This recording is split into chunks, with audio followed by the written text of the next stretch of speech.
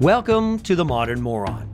A lot of non-news news in this episode, which is not to say that it isn't interesting, because it is, especially if you have a child that will be going to college soon, or is in college, or just got out of college. I talked to a young whippersnapper college kid, not just any college kid, but the senator's college kid, and I'm not even sure if he knows about it. She is in her second year of college in New York on the opposite coast. I asked her about the OK Boomer tweet that got a bunch of attention recently, and by recently for this show, it's weeks old. It's actually an example of fake news. It was from a conservative radio talk show host who said, quote, OK Boomer is the N-word of Ageism. And he went on to say that it was a form of bigotry. Again, this was from a conservative talk show host. So I get her take on it, as well as some reactions I viewed on it from a YouTube channel called FBE Entertainment, or Fine Brothers Entertainment, or F-Bro Entertainment, which is a company formed by two brothers, obviously, to create online content, mainly on YouTube, and they're making quite a living at it. We talk about different generations and how it's just the same as it's been for hundreds of years, only now we have catchy names for them. Boomers and Gen Z, X, Y, Millennials, and apparently one of them is responsible for a shortage of avocados. Really? I think we should let them eat all the avocados they want. I think we'll find enough. Would you rather have them all move to South Dakota and do crystal meth? Because I've been told that's a problem in South Dakota and that, quote, everyone's on it. But that's a different story, and there's a link at the bottom for that, as usual. We discuss the aging and complicated Facebook platform and interface. Talk about a $10,000 golden retriever named after a David Bowie character. And for the first time on this program, the name Jenner and Kardashian is mentioned. I guess I should feel lucky that I've been able to avoid that garbage from this pinnacle podcast of integrity. I know I'm late posting this, and here's why. I'm a stickler for sound quality and fidelity in the recordings. This interview was conducted over the phone. I tried to tweak it and improve it as much as I could, but it was a losing battle, and I'm not tech savvy enough to have found a way to record guests that is simple enough for any guest to use and has a quality I'm satisfied with. So maybe letting you know in advance that this is a phone interview won't deter you from listening to my very interesting guest. It's the old man and the college kid on The Modern Moron. Thank you for listening.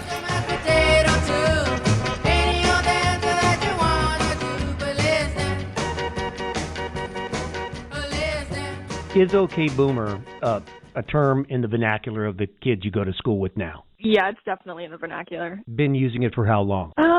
Not the thing with like memes and slang, it doesn't become like, you don't really notice when it becomes incorporated because it's so gradual. So I think maybe like a couple weeks ago, something like that. So I'm not that far behind.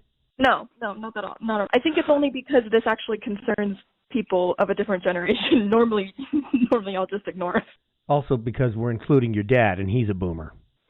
Yeah, he's on the... Have you called him a boomer yet? Have you said it to him? Not to his face.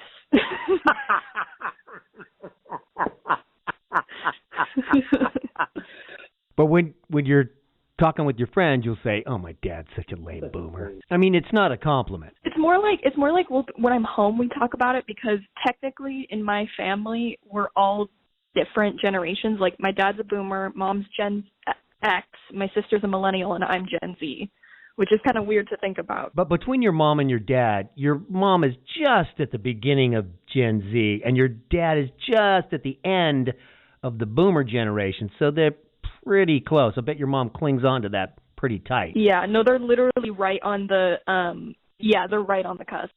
So this is your first year of college, right? My second year. Oh, your second year. Yeah. Oh, my God. Yeah, I know. So, see, this is what happens when you're an old boomer. When you're a boomer, you have no concept of time, and every female I look at looks like they're either between 18 and 28, and that's the only range I know of. Whether you're 18 years old or 40. I also have no concept of time. I rarely know what day it is. I know it's like a Wednesday, but I don't know which Wednesday. Wow. So in retrospect, looking at your college choice, you could not be farther away from home without leaving the country. Your parents, you live on the West Coast, but you're going to school on the East Coast. Are you glad you're that far from home, or wish you were a little bit closer? How do you feel about that? I really, really love it here. I mean, like, I do wish my family was closer, but that's the only thing that I miss. I miss seeing them. I don't really miss California per se. It's more just missing the people there, and, like, the memories of it. But the people you've met and have made friends with are great. Yes. Oh, yeah. Yeah. I have such great people. I mean, I love it here so much. It's like the perfect school for me. Do you think you'll stay in New York after you graduate, or do you not even want to think about that yet? I don't know. If you ask my mom, I'll definitely be staying. She's convinced I'm going to stay on the East Coast. My dad, I think he also knows that that's probably true, but he does not want to hear it because he has a hard time with me already being away for a couple months at a time. Realistically, I'll probably stay somewhere on the East Coast. I don't know if it'll be in New York, maybe Boston or somewhere like that, but it all depends on, like, how the job market is and that kind of thing. You know, he may hate the idea of you staying there, but he loves the idea of going to visit you there. Yeah. I think he loves traveling to New York, and especially telling everyone that he's traveling to New York. Yeah. Did you get a chance to look at that video? It was an opinion reporter for thehill.com. Her name is Crystal Ball. Yes, that's her real name. Apparently, she expects to be taken seriously. She was talking about Pete Buttigieg being the OK Boomer candidate for the Democratic Party. And her message was that he wasn't really for change. He just sounded like it. I did read I didn't watch did you give me a video? I read the article that you sent. I get why she calls him the OK Boomer candidate, because he's a conservative Democrat. Yeah. But the more she talked, the more whiny she sounded, which is obviously something an OK Boomer would say. I mean, maybe. I think it depends on the situation. Like, I don't like classifying all, like, boomers as bad. Like, I don't think it's fair, but I will say that a lot of them seem to do that to millennials and Gen Zs. Like, they just cast us all in the same bucket or whatever, and I don't want to do that. The thing that I don't like, I don't want to do that to them. But yeah, that is it's less whiny. It's more like they'll call us, like, snowflakes or whatever. Right. You're special just like everyone else. Yeah, exactly. Don't trust anyone over 30! Well, when you think about it, before the boomer generation, we weren't classifying generation after generation after generation. And it was all the same. Saying okay boomer is the same as when we were kids saying, okay, old man, whatever, dad. It's always been the same.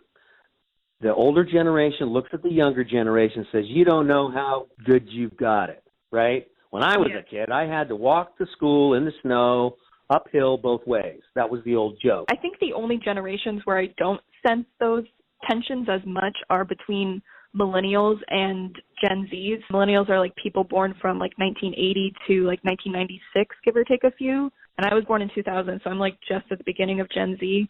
And I think we get along pretty well because we're faced with a lot of the same critiques, I guess.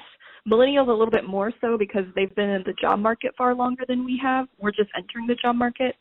But we do get a lot of the flack, like, you all get a participation trophy, you're all snowflakes, all that kind of stuff. You're ruining, I always see these articles that are like, oh, millennials ruined this, millennials ruined, millennials are eating too many avocados, millennials ruined, and it's like, I don't know what to tell you. Can we stop for a second? What is up with the avocados? I don't know. Where did that come from? And what is the thing that Gen Xers eat too many avocados? No, millennials. Millennials eat too many. Why and how did that become a symbol for that generation? Do you have any idea? I don't know. I mean, for me personally, avocados have always been a part of my life because we are from California. I don't think of them as something new, but then I remember when my dad came to visit one time, I took him to a restaurant where they had avocado toast, and his mind was blown. Avocado toast has been around for years. It's just avocado on a piece of bread, and he was like, "Well, he had. I mean, what is it? Well, on the, I did not in that popularity. That just well, blah blah blah blah blah. What? I was like, I've never heard of this. What is this creation? This wondrous creation. I was like, it's just. Well, he's a boomer. What do you expect? It's just avocado on a piece of bread. There's lots of articles that I'll see trending on Twitter or whatever. I don't use Facebook, but I imagine it's that kind of thing too. You don't use Facebook? No, I do not. I have an account because my school, you kind of have to like find out about events and stuff, but I never use it. Has Facebook become a platform for like old people? I am the Lindbergh baby. In the mentality, generally. I think so, but I know that there's lots of people my age that use it, but they're kind of embarrassed by the fact that they use it, and they definitely don't use it as much as like Instagram or Twitter. Loser. I don't like it because it just doesn't feel as personal to me. Like, I hate how many ads there are. I hate the user platform. It's very not streamlined. Like, when you look at Instagram or Twitter, there's like 5 tabs. Everything is very clear. Like, I find it hilarious that a lot of the times baby boomers, and since we're using that term, boomers, are really confused by how to do simple things on their iPhone. Yeah, I'm a moron. But Boomers are confused by everything. But they use Facebook, and I'm like, Facebook is so difficult to understand. Even as somebody that's grown up with technology, it's so not user-friendly. I like really dislike the way it looks. Really? Do you think Mr. Zuckerberg and company are aware of that and are trying to sort of streamline and clean up the interface, the UX, as the kids say? If anything, I think they know who their user platform is mainly, and I don't know. I just find it really annoying that, like, you have to – I was on it earlier today, and that was the first time I've been on it in months because I was trying to find these pictures that my school posted, and I was checking my notifications, and there were things from Messenger, and then I clicked to check it, and then it was like, oh, you have to download the Messenger app. I don't want to have 14 different Facebook apps. I don't want to have Messenger and Facebook. I noticed that too. It's dumb. God damn it! I just started Facebook. I mean, it's been out forever. I'm like the last person to join Facebook in the last few months. And I noticed that I had to download a second app to use Facebook to get a message from somebody. Yeah. That seems ridiculous. That is ridiculous. So dumb. Yeah. See, I'm not that bad of a boomer. They have the technology and the ability to make everything much more clean, but it's just it's cluttered when you look at it, and the amount of ads are insane. Like, Instagram has ads too, but they use a really good algorithm to where there's things that you kind of want to see almost. Mine are I'll get a lot of like tattoo artists or art museums. And are you into tattoos? What? I said, are you into tattoos? Yes. Have you gotten tattoos? Yes, you don't know? Yeah. And does your dad know about that? Yeah. Okay, all right. What was your first tattoo of? It's the Aladdin saying David Bowie lightning bolt. Oh, David Bowie, I love it. Yeah, He's a boomer. He's a big boomer. He's an icon. Yeah, I love him. Yeah, I have a picture. I love it. Yeah, I mean, I named my dog Ziggy, so Ziggy Stardust, yeah. Oh, Ziggy Stardust. I didn't know that Ziggy was named after Ziggy Stardust. I always call him 10K. Yeah, that's my dad's fault. Yeah, his named after Ziggy Actually, Stardust. that's your mom's fault. I think that's your mom's fault. She's the one that couldn't stop bidding for that dog.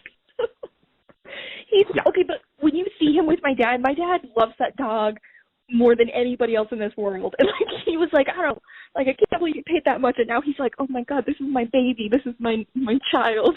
Every time I come home, he's like cuddling with him. Well, golden retrievers are the all-American dog. But I'm digressing and getting off track. Whoopsies. Did you watch the video I sent you? Millennials and Gen Z react to the OK Boomer memes. It's from Fine Brothers Entertainment or FBE on YouTube. Did you look at that? I looked at a little bit of it. Yeah, I'm aware of this YouTube channel. This is why I laughed when you sent it to me, because it's such a I would find it really weird if my parents knew what this channel was. Like, they don't know. Now, the fact that I know about it, is that good? Does that up my stock price, or am I still just a come on, old man, go to bed?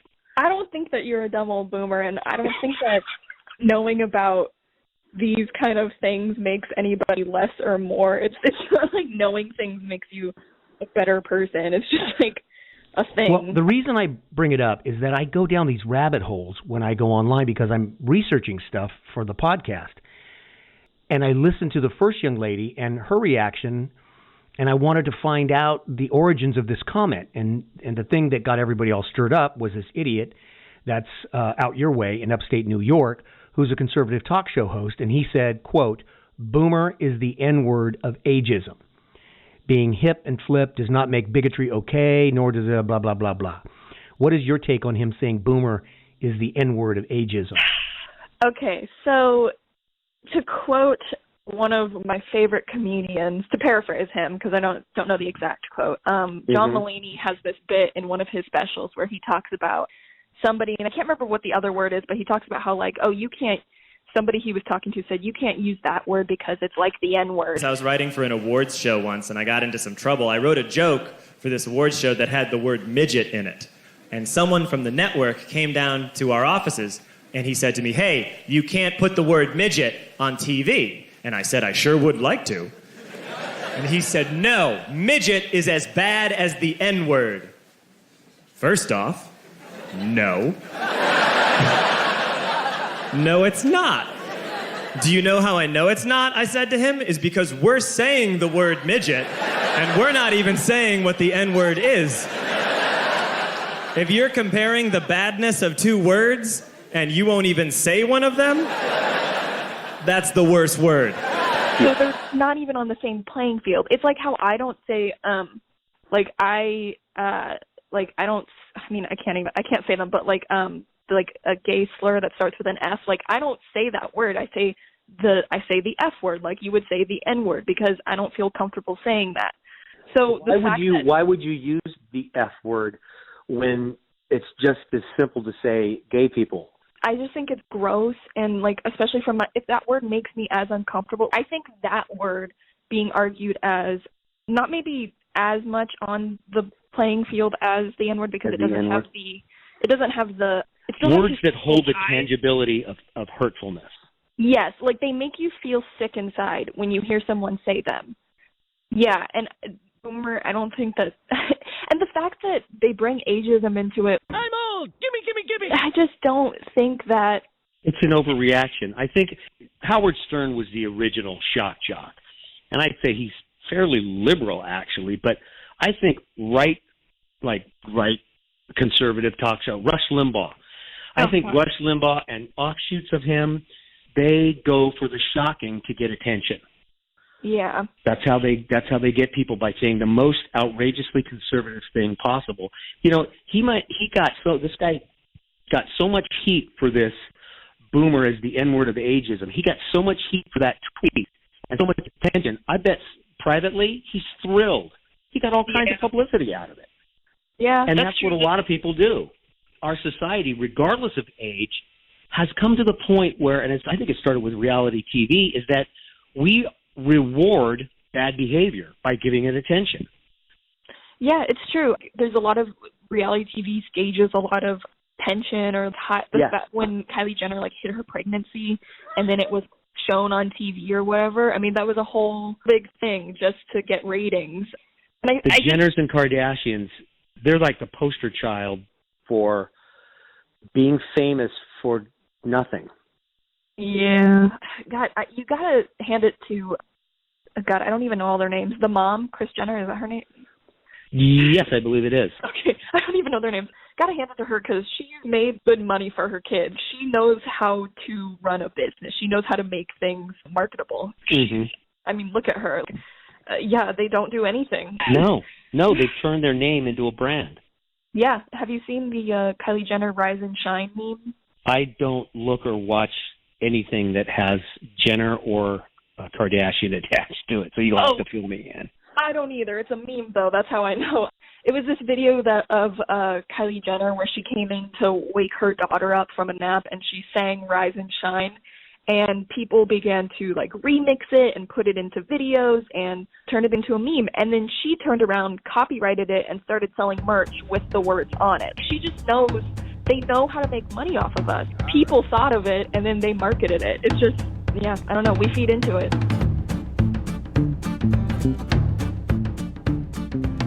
Ah, Kardashians and Jenners. Can you ever really get enough of them? I know I can't. And to think we owe it all to O.J. Simpson brutally murdering two people with a knife. Thanks, Juice. Nobody does it better than her. Let's see.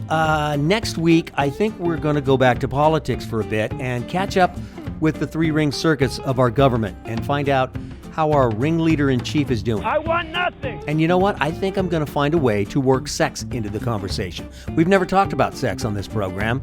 And, they say sex sells. So why not? Also, this impeachment is so boring compared to the last one. And it's because of sex. Remember Bill Clinton and the blue dress?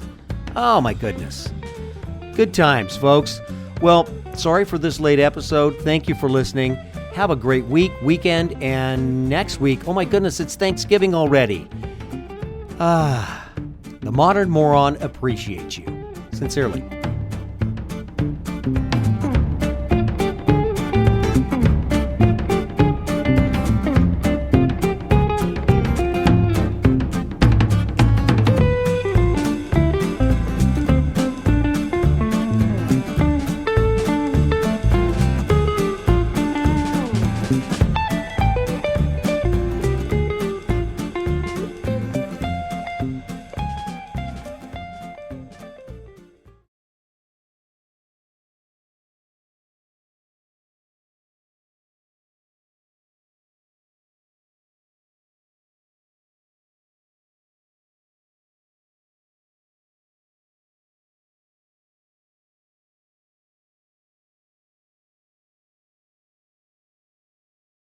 This is the final word from the President of the United States.